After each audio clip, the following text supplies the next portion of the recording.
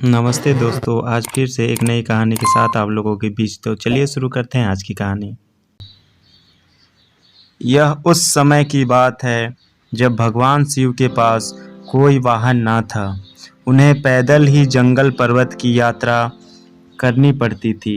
एक दिन माँ पार्वती उनसे बोली, आप तो संसार के स्वामी हैं, क्या आपको पैदल यात्रा करना शोभा देता है? शिव जी हंसकर बोले, देवी, हम तो रमते जोगी हैं, हमें वाहन से क्या लेना देना, भला साधु भी कभी सवारी करते हैं।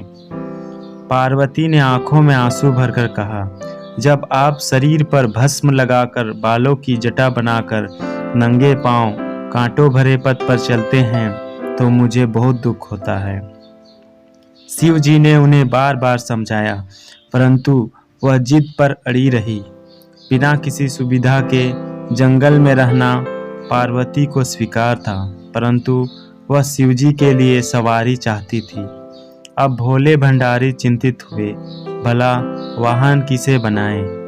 उन्होंने देवताओं को बुलवा भेजा। नारद मुनि ने सभी देवों तक उनका संदेश पहुंचाया। सभी देवता घबरा गए, कहीं हमारे वाहन ना ले ले। सभी कोई ना कोई बहाना बनाकर अपने अपने महलों में बैठे रहे। पार्वती उदास थी।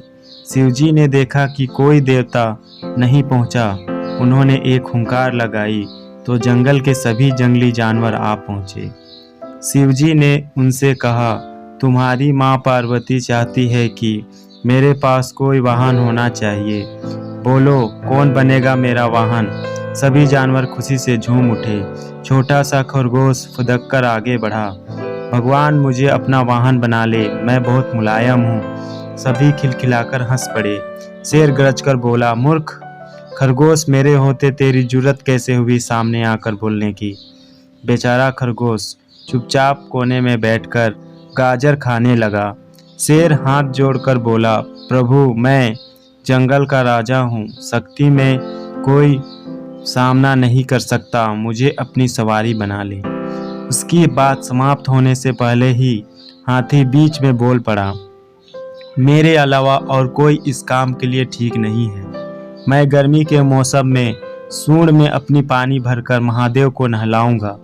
जंगली सुअर कौन सा कम था, अपनी थूथन हिलाते हुए कहने लगा, शिवजी मुझे सवारी बना लो, मैं साफ सुथरा रहने की कोशिश करूंगा।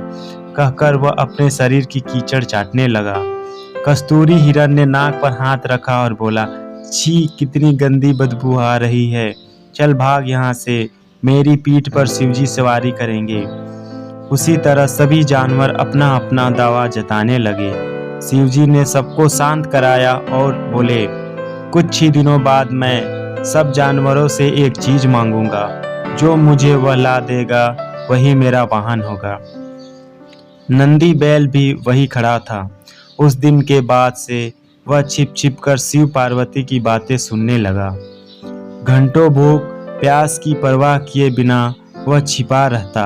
एक दिन उसे पता चल गया कि शिवजी बरसात के मौसम में सूखी लकड़ियां मांगेंगे। उसने पहले ही सारी तैयारी कर ली। बरसात का मौसम आया, सारा जंगल पानी से भर गया। ऐसे में शिवजी ने सूखी लकड़ियों की मांग की तो सभी जानवर एक दूसरे का मुंह ताकने लगे। बैल गया और बहुत सी लकड़ियों के गट्टर ले आया। भगवान शिव बहुत प्रसन्न हुए। मन ही मन वे जानते थे कि बैल ने उसकी बातें सुनी हैं, फिर भी उन्होंने नंदी बैल को अपना वाहन चुन लिया। सारे जानवर उनकी ओर माँ पार्वती की जय जयकार करते लौट गए।